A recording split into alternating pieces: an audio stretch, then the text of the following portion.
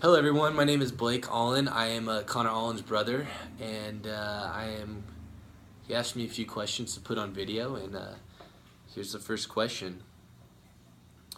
What got you into golf? Okay, so I got into golf when I was really young. My dad used to play on the weekends with his buddies, and I used to go out there with him, and it was just one of the many sports that I played. I played golf, basketball, baseball, football, and golf typically I just played during the summer, but it wasn't until I was probably 12, 13 when it really started to pick up and I really enjoyed golf.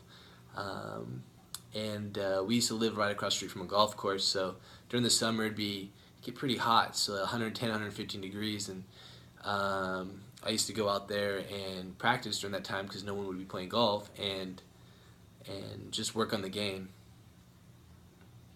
Another question was, what was my biggest struggle in golf?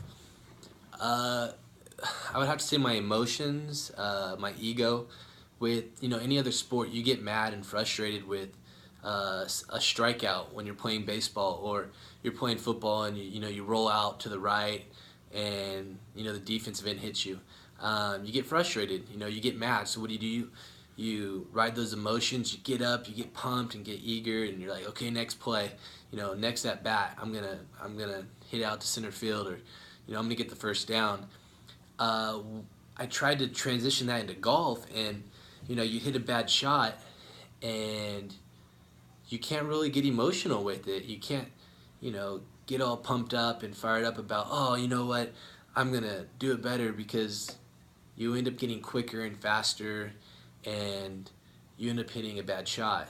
And so the recovery uh, of hitting a good shot after hitting a bad shot with that mentality, it's pretty tough. So I used to get really frustrated and I didn't know how to recover well. So I would say my emotions, I think the older I got, uh, I definitely was able to control that and play better golf. What was my best experience?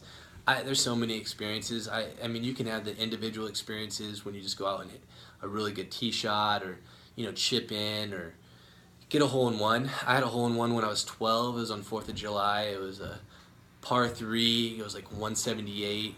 I think I hit 5 wood. It one bounce went in. That was an awesome shot. But I had other experiences where I put a really good round together, where I stayed cool and had a good attitude and completed 18 holes under par, and that was really cool. And then later on, when I, got more towards the end of my high school career and first year in college, I started breaking par more consecutive, and that was a lot of fun. Playing in bigger tournaments uh, and playing well with kids that are playing at D1 or even playing on the mini tours or on tour. Those were great experiences. But if I were to say one single experience, there's just so many. It's very subjective, and um, yeah. So I don't have one. That's kind of a hard question, but yeah, I don't have one. What steps did it take, or did I take to get where I am now? Um, like I said earlier, I had trouble transitioning the emotional aspect of the typical sport into golf, and I think the older I got, the more I stepped away from golf, the more I realized you don't have to pound driver on every hole down the middle of the fairway to make birdie or par. There's other ways of getting the score. I remember one coach told me there's no picture on a scorecard, and I think he told me that because I was all over the place and somehow would make par. Um, but the steps I took is, I think the older I got, I think it was freshman year in college, I realized everybody hit the ball far, everybody hit their irons far and straight, and I realized that the really good players hung out around the greens.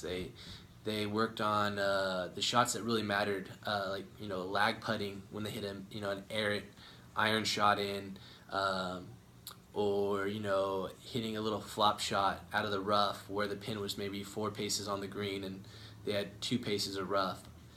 Bunker shots. So I started realizing that the key was actually practicing from the greens and then towards the tee, not from the tee towards the greens.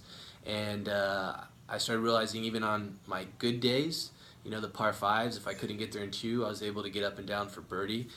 And even on the par fours, if, you know, I hit a missed shot, I was able to get up and down. So on good days, you know, I would have really good rounds, and then even on my bad days, if I missed a couple greens, my short game was good enough to save me and get me up and down. So I realized that I was able to stay consistent when I had a solid short game.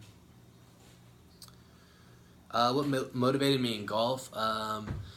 You know, there's a lot of sports out there that you can go out there and you can do really well, and you know, like football, like if you can go out there and score multiple touchdowns or have a solid QBR, or you know have average 9 yards of rushing, or even baseball have a nice batting average, or you know, great pitching average. But with golf, it's a sport that you can play from when you're 6 years old all the way till you're 99, and so it's really it's really a sport you can play the rest of your life. And so what motivated me, I guess, was, you know, at first obviously beating my dad. I remember my dad told me I wanted this golf bag, and I'm in the pro shop, and he told me, you know, when you can beat me, I'll buy you that golf bag. And I remember, I think that was the first thing that really set me and motivated me to go out there and beat him. Before, you know, that wasn't really a big deal in my mind because he was much bigger than me, and I never thought I could. And once he put, you know, a target in front of me, I really worked at it, and I ended up beating him and got that golf bag. I still have it somewhere here, but it's not as cool as I thought it was when I was 10 years old. But yeah, I would say that's what motivated me. I wanted to get scholarship out of high school. I wanted to go and play college golf, and that was like one of my biggest passions and dreams, and worked at it really hard. I ended up going to Cal State East Bay in the Bay Area, and had a great time. And so I think that motivated me. And then once I got on the team, I wanted to be number one, and that motivated me. So I think there was a lot of mini motivational steps, goals that I took that kept motivating me and kept me going in golf. I think that was it. If I was to say anything else, I would probably say, you know, golf's a great sport. You know, there's a lot of good sports out there. But golf's a great thing, a great sport because you can socialize, and you know, they say a lot of business meetings happen out on the golf course, which is pretty cool meetings, I guess. You get to go have fun and talk business. You meet a lot of interesting people out on the golf course, and I feel like golf kind of relates to life. You know, you can wake up one day and go out there and shoot a great score, and then the next day you wake up and you're the same exact person, and you could go shoot 12, 15 shots higher, and you're like, what happened? You know, and you know, I think it, you know, your good days and bad days, you need to, you know, have good misses, and I think that's the same thing in life. You know, you wake up crabby one day, you know, you still got to be polite and respectful to others, and you know, the same, you know, on your good days, you know, you're having a great day and you still need to be polite and respectful to others. I think golf kind of helped me grow as a person, and allowed me to grow basically because you got to stay consistent. You know, you don't want to live your life wavy, so stay consistent and set goals, achieve them, and set new goals. Always pick goals and always go out there and shoot for the stars. Well, I hope that helped. Congratulations, class of if these are all seniors and juniors, set those goals and next year graduate. But for those seniors this year, congratulations, and I hope the best for the future. All right, see you guys.